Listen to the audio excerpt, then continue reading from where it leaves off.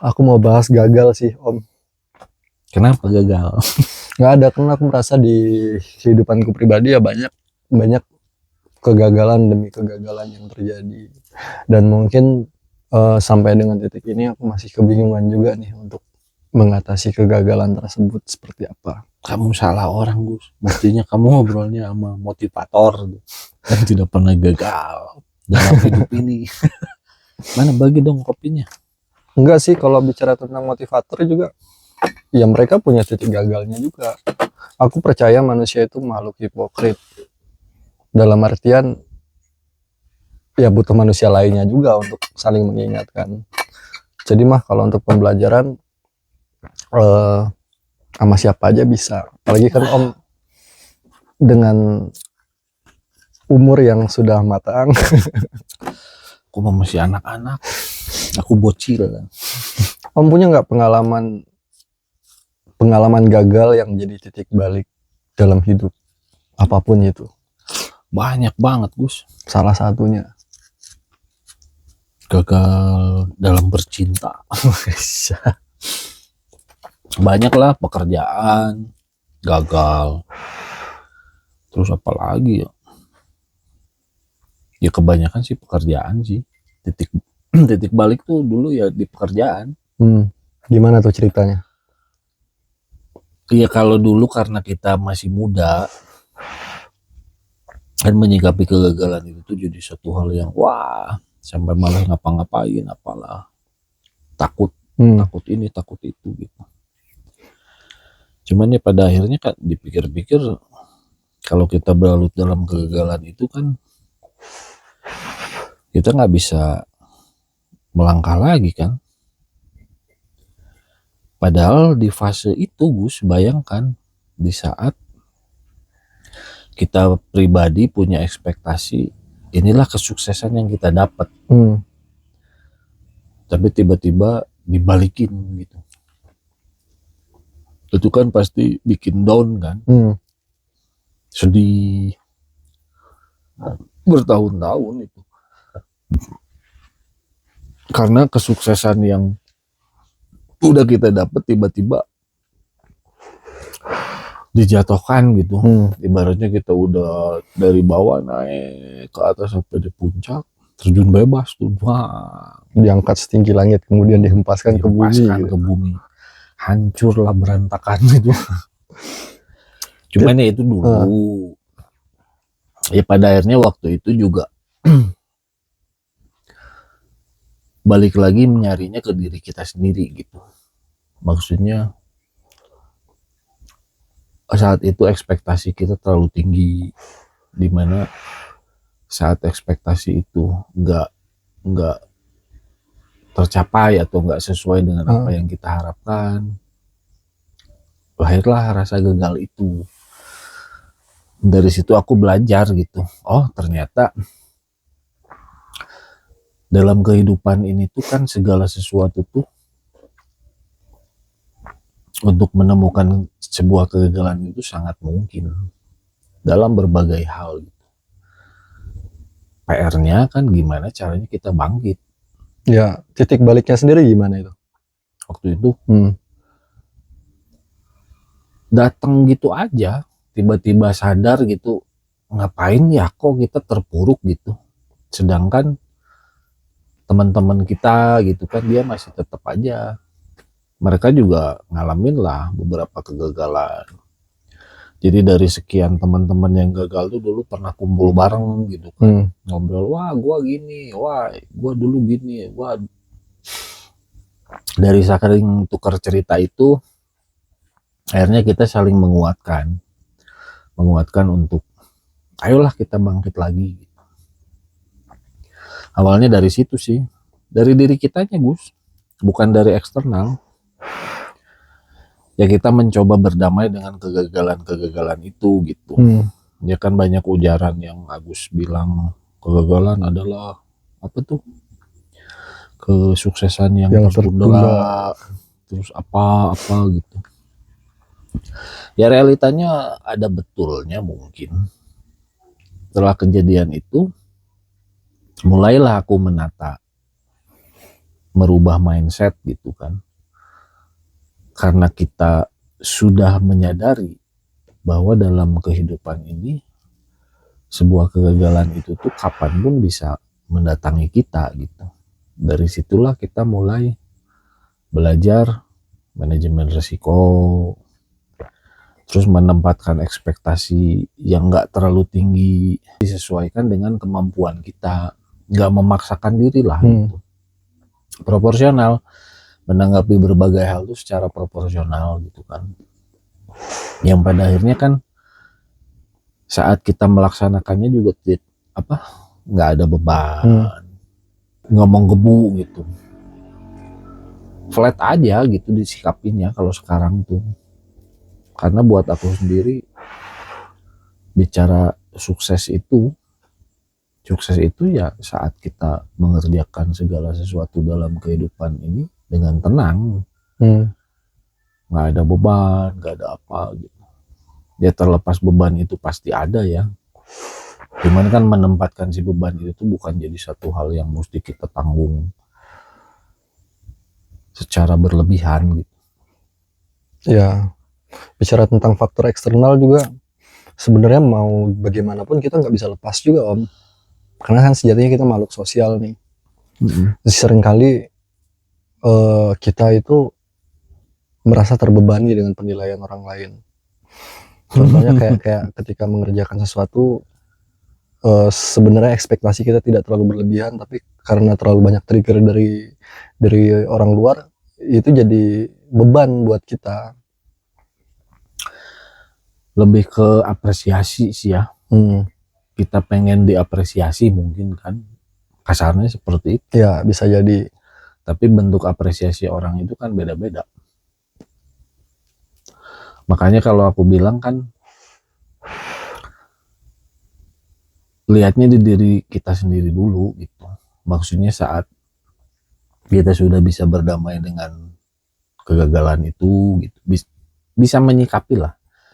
Gimana menyikapi sebuah kegagalan itu jadi satu energi yang positif.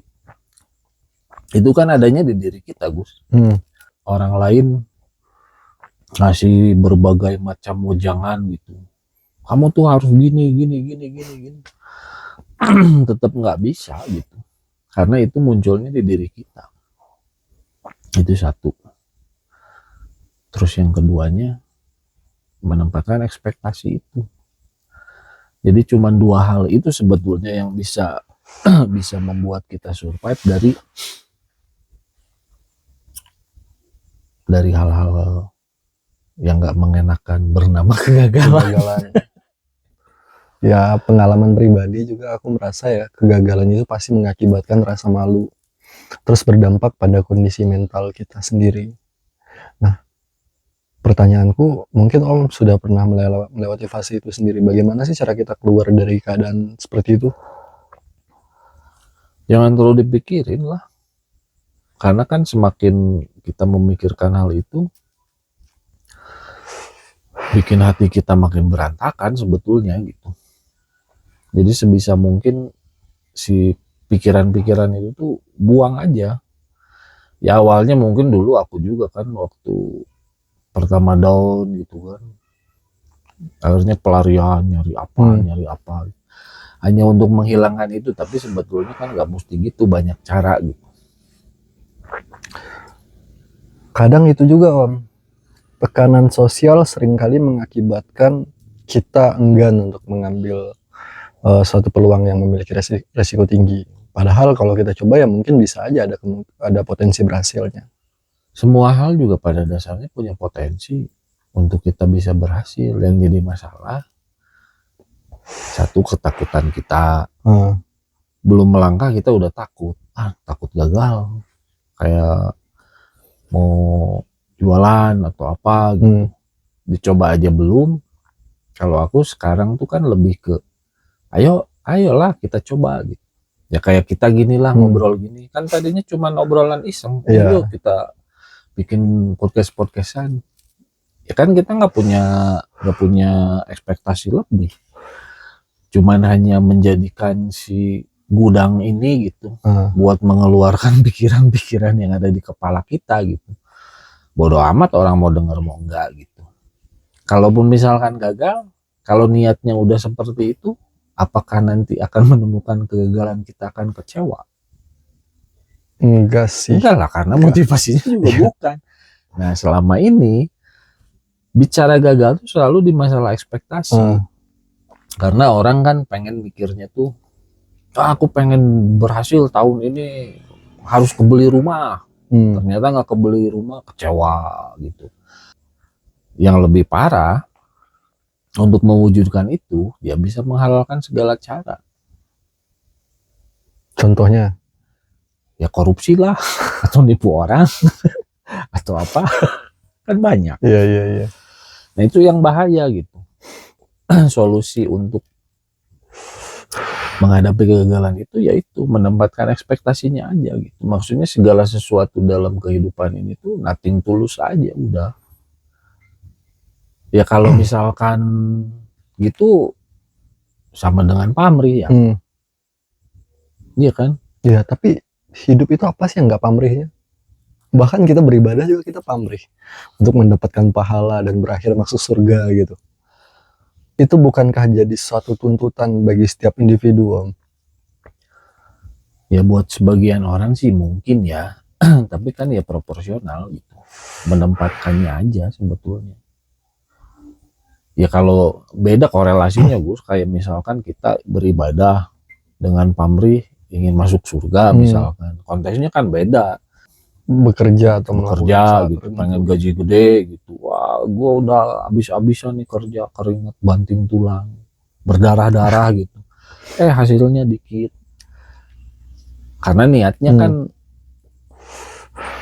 ya mesti dibedain hal-hal dunia sama akhirat bener. Gak nyambung sih sebetulnya. Nah konteksnya kan sekarang kita bicara di dunia nih. Berarti kan yang jadi penyakit itu sebetulnya ekspektasi kan. Berarti kalau aku bahas cara mengatasi rasa takut akan kegagalan dengan mengubah mindset yang benar, mungkin titiknya itu ada di ekspektasi ya. Iya, ekspektasi lah yang menyebabkan kita merasa gagal. Karena belum tentu loh, mungkin gagal versi diri kita. Buat orang itu bukan satu kegagalan gitu. Nah, itu paradoks juga tuh Om. Karena banyak juga di luaran sana, bahkan yang kisah yang cukup legend ya, Kurt Cobain gitu ya. Semua orang menganggap dia sukses, sempurna kehidupannya, tapi dianya sendiri malah depresi, berakhir bunuh diri. Ya nggak tahu, kaget mungkin ya. Kita juga kan nggak pernah tahu kalau seandainya posisi kita seperti itu mau gimana. Aku pernah dulu ngalamin di titik itu gitu, yang tiba-tiba aku seorang pemuda yang nggak punya duit, nggak punya pekerjaan, tiba-tiba dapat suatu proyek yang luar biasa gitu. Kaget kan? Wah, jadi banyak duit nih. Nah, menyikapi hal itu tuh pada akhirnya kan kita bikin hal-hal yang ngaco gitu. Hedon. Karena kitanya sendiri kan gak siap. Makanya aku bilang kan dari awal, ya segala sesuatu balik lagi ke diri kitanya sih. Siap enggak gitu kitanya. Ya sekarang kan bingung juga. Kita ngejar-ngejar kesuksesan. Terus udah sukses malah stres. Iya. Banyak sih kita mengharapkan sesuatu, begitu harapan itu terkabulkan, kitanya sendiri yang tidak siap. Kalau aku bilang gini Om, kegagalan itu bukan akhir tapi awal pembelajaran. Sepakat atau tidak? Sepakat. Karena kan dari kegagalan tuh ya pasti kita kan belajar, bakalan banyak pelajaran yang bisa kita dapat gitu. Apa ya ilustrasinya yang gampang, misalkan kita ngegambar deh, gambar pemandangan, di sisi kitanya misalkan udah puas, di gambar keren nih, pasti ada dari eksternal kan yang menilai. yang bisa membuat sebuah kesuksesan dalam diri kita tuh dihancurkan seketika gitu. Saat orang ngeliat apa nih? Iya, iya. Karena ya kan beda. Cara pandang orang terhadap sesuatu itu kan beda. Ya bagus menurut kita belum tentu bagus buat orang. Begitupun bagus menurut orang belum tentu bagus buat kita kan. Dan seharusnya kita tetap teguh pendirian dengan sesuatu yang kita anggap ideal gitu kan. Ya iyalah. Ya mesti punya karakter dulu lah. Jangan jadi akhirnya hidup kita tuh diatur penilaian orang lain gitu. Ya kayak zaman sekarang yang Agus bilang di era media sosial ini gitu. Kan apa-apa tuh mesti dilihat di medsos ya. Iya. Gampang ke distract juga kita jadinya. Iya. Kita nggak jadi diri sendiri. Diri sendirinya udah tahu belum gitu. Si jati diri. Apa itu jati diri? Kadang sibuk kita untuk mengenali orang-orang tertentu, tapi kita tidak kenal diri kita sendiri juga. Iya. Banyak sih. Tapi Om punya itu nggak, teknik dalam menghadapi kegagalan itu seperti apa? Apa contohnya kayak ada nggak nih refleksinya, evaluasi dan perbaikannya seperti apa? Pasti ada sih. Ya kalau dalam hal pekerjaan lah ya.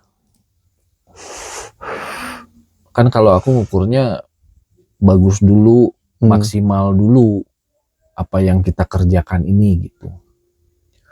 Misalkan aku bikin event, aku pasti all out, hajar dulu semaksimal mungkin gitu, dengan visi bisa memuaskan semua orang lah gitu. Nah terkadang yang kita luput penilaian orangnya, eksternalnya gitu. Saat kita udah kerja maksimal, nanti kita terjebak di itu tadi, pengen diapresiasi. Iya. Nah saat diapresiasi itu tuh gimana kita bisa menimbang apresiasi itu? Kalau aku sih dari persentasenya aja udah, dari 100% misalkan kita udah all out nih, udah merasa oke nih, kita udah maksimal. Kalau misalkan ternyata persentasenya lebih banyak yang mengapresiasi, berarti kita berhasil. Kalaupun misalkan ternyata sebaliknya, nah itu yang dijadikan pelajaran. Oh, ini kurangnya apa nih gitu. Kita coba lagi. Tapi nggak langsung dijadiin, kecewa gitu. Wow, gua nggak ngerasa diapresiasi nih gitu. Padahal kita udah habis-habisan. Tapi enggak gitu. Tapi kita coba di next eventnya. Next event kita coba nih bikin lagi sesuatu hal yang baru yang bisa persentase memuaskan orangnya lebih banyak. Karena kalau kita bicara 100% tuh nggak ada. Pasti akan ada lah. Dan sayangnya kita sebagai makhluk sosial juga nggak bisa lepas dari itu ya, faktor internal dan eksternal tadi ya. Ya kita kan berhubungan dengan orang banyak. Mau gimana coba? Yang jadi masalah jangan sampai kitanya jadi menghilangkan citra diri kita gitu. Karakter kitanya hilang. Jadi ikut ramainya aja. Orang demo, ikut demo. Hidup berorientasi pada pandangan orang lain. Orang juga ngelihat kitanya jadi, ini orang apa sih, pengennya apa, pasti gitu loh. Kalau orang yang waras ya. Iya. Ini orang tuh nggak jelas gitu kan. Gagal sendiri seringkali itu dihadapkan dengan apa ya, lawannya itu motivasi lah. Maksudku betapa banyak di luaran sana orang yang mencari konten-konten motivator buat memacu dirinya sendiri. Nah, Om sendiri menanggapi hal itu seperti apa? Maksudku, apakah kita itu memang perlu referensi dari luar, atau kitanya yang harus memotivasi diri kita sendiri? Yang jadi masalah tuh mau nggak melaksanakannya. Iya kan? Ya kayak contoh kita dapat masukan dari teman kita. Ya. Kita bisa nerimanya nggak? Terus mau nggak menjalankannya? Kalau misalkan sisi dari eksternal Hmm. nih yang ngasih masukan ke kita. Sebetulnya di diri kitanya sendiri juga harus dibangun, harus dibentuk gitu. Ideal menurut kita, sesuatu yang ideal menurut kita tuh seperti apa sih? Itunya mesti didapetin dulu nih. Terlepas itu nggak ideal buat orang. Ya kayak aku sekarang gitu. Dibilang pekerjaan nggak jelas, rabutan. Kegiatan random. Bangun tidur di otak, wah pengen bikin ini, ya bikin. Iya. Pengen melakukan ini, ya lakukan gitu. Karena yang bisa mengerti diri kita itu kita sendiri gitu. Orang lain belum tentu gitu. Dalam suatu kondisi tertentu, apa pentingnya kita menggunakan logika terbalik dalam bertindak? Terbalik itu stoikisme. Enggak sih, maksudku kayak contohnya ini korelasinya cukup jelas juga sama kesuksesan kegagalan gitu. Aku ambil contoh orang yang pengen memulai suatu usaha. Pada umumnya orang yang pengen memulai suatu usaha kan orientasinya selalu berpikir tentang perkembangan pesatnya, tentang keuntungannya, tentang faktor-faktor yang positif lah. Sementara ketika menggunakan logika terbalik kan tendensiusnya lebih ke hal-hal negatif.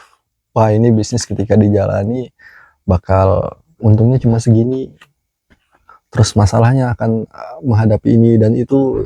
Nah, itu sendiri gimana tuh? Kalau kamu mah itu kan udah dua sisi tuh. Sisi resikonya udah jelas. Sisi positifnya udah jelas ada gitu. Tinggal kita menyimpan takarannya aja gitu. Karena kita udah tahu positif negatifnya. Iya. Saat menjalankan, otomatis kita harus siap dong. Dengan ibaratnya ketika dijalankan, kalau sukses dapatnya segini. Kalau misalkan ternyata nggak sesuai dengan ekspektasi, bakal kejadian begini gitu ya. Ya kita harus bisa nerimanya. Ya, itu sih hal yang belakangan sedang aku pelajari juga.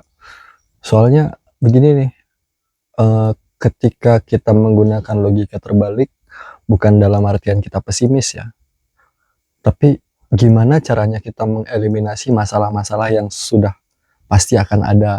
Nah, lebih ke situ titik beratnya. Cari solusinya. Jadi kita nggak mikir positifnya seperti apa, tapi kita lagi memikirkan tentang hal negatif yang bakal terjadi. Dan ketika itu terjadi, seperti apa kita harus menyelesaikannya. Kalau kita mikir positif terus kan, ya sama dengan apa ya, ekspektasi lagi lah, ekspektasi yang tidak kecapai, pada akhirnya itu bakal jadi bumerang untuk diri kita sendiri. Di situ tuh kan kita dihadapkan ke masalah konsistensi saat menjalani peran kita di situ. Kalau kita konsisten, Gus, terlepas itu ibaratnya negatif lah ya, tapi kita konsisten aja terus. Kan nanti dengan sendirinya akan keluar tuh di otak-otak kita tuh. Karena kita pengen konsisten di hal yang akan kita jalani, dengan sendirinya kita akan nyari solusi, Gus. Nggak akan hanya berserah diri, ya bisnisnya gagal nih, pindahlah nyari lagi. Lah belum juga dicoba gitu kan. Jalanin aja dulu. Konsisten dulu gitu. Dan yang susah tuh itu, Gus. Iya kan? Iya. Kalau batas toleransi gimana? Berapa kali idealnya kita mencoba sesuatu yang gagal untuk kemudian meninggalkannya dan beralih ke bidang lainnya? Kalau kata Rasulullah kan kalau dia tidak jatuh ke lubang yang sama sebanyak 3 kali lah ya. Ya idealnya sih 3 kali gitu, tapi aku ada beberapa hal yang kekeh gitu. Aku coba aja terus. Kayak sampai sekarang tuh aku lagi interest banget nih pengen nge-provide satu bisnis wisata gitu. Ini tuh muncul tahun 2018 awalnya tuh. Itu juga ke-trigger dari temen gitu kan. Yang tadinya aku nggak tahu bikin bisnis plan apa segala macem, sampai akhirnya jadi tahu gitu. Ternyata di proses itu tuh banyak hal yang bisa kita pelajari, Gus, yang tadinya kita nggak tahu karena kitanya konsisten ya. Terus kalau dibilang apakah berhasil? Belum. Udah pernah gagal? Pernah. Tapi ya konsisten aja. Karena satu sisi ya kita juga memang passion kita di situ, senang melakukan hal itu gitu. Jadi udah menjadikan apa ya, profitnya itu tuh bukan prioritas lagi gitu, tapi lebih ke saat kita menjalaninya itu tuh banyak hal yang bisa kita dapat gitu. Nah, si contoh kasus ini tuh mungkin sama halnya dengan bidang-bidang lain yang mungkin bisa kita kerjakan. Kalau polanya kita konsisten dulu, ya walau alam lah ya. Ntar kedepannya tiba-tiba berhasil atau enggak gitu. Gagal itu mungkin ya, gagal itu belum tentu gagal. Kenapa bisa jadi gagal? Karena kitanya nggak konsisten. Oke. Mungkin nggak? Iya. Karena kita yang sudah mengecap gagal. Padahal kalau kita jalani terus kan belum tentu. Ya belum tentu. Masih dalam proses ya. Ya kan banyak cerita-cerita yang ibaratnya pengusaha dulu gitu kan. Dia gagal, usaha lagi, gagal. Tapi dia konsisten untuk terus berusaha gitu. Sampai akhirnya dia menemukan, ya karena di proses itulah, di proses itu tuh kan pasti kita belajar banyak. Akan ada banyak pelajaran yang bisa kita dapat. Kita pengen buka kedai kopi misalkan gitu. Itu kan wacana kita dari bulan mana tuh. Sampai tadinya punya alat, alatnya kita hibahin dulu ke orang gitu kan. Karena kita ngelihat ada orang yang lebih butuh. Terus kita juga karena memang belum jalan. Proses gitu terus. Tapi Agus lihat nggak prosesnya gitu. Sampai akhirnya kita bisa beli alat-alat lagi. Ya. Disebut berhasil memang belum. Belum. Karena masih proses gitu. Makanya ukuran keberhasilan itu tuh aku juga nggak tahu. Ya, kadang melamban juga bukan sesuatu yang salah juga ya. Ya toh yang penting kan kita melakukan banyak hal. Sampai kepikiran kan kemarin, ayo yuk kita bikin ini jualan pakai kendaraan gitu kan. Tiba-tiba ide itu tuh kan ada. Yang tadinya awalnya waktu obrolan awal kita nggak kepikiran itu. Nanti setelah ini mungkin ada apa lagi. Jadi semuanya itu tentang improvisasi ya. Iya, dan proses kan gitu. Proses untuk menemukan. Tapi kalau disebut gagal, kalau kitanya kemarin ngomong gagal nih, bisa. Bahwa ini usaha kita nggak akan jalan nih. Iya. Berarti dari diri kitanya ya. Cuman karena kita konsisten, ya udah jalan aja, santai aja gitu. Hasil mah pasti bakal ngikut si proses tadi ya.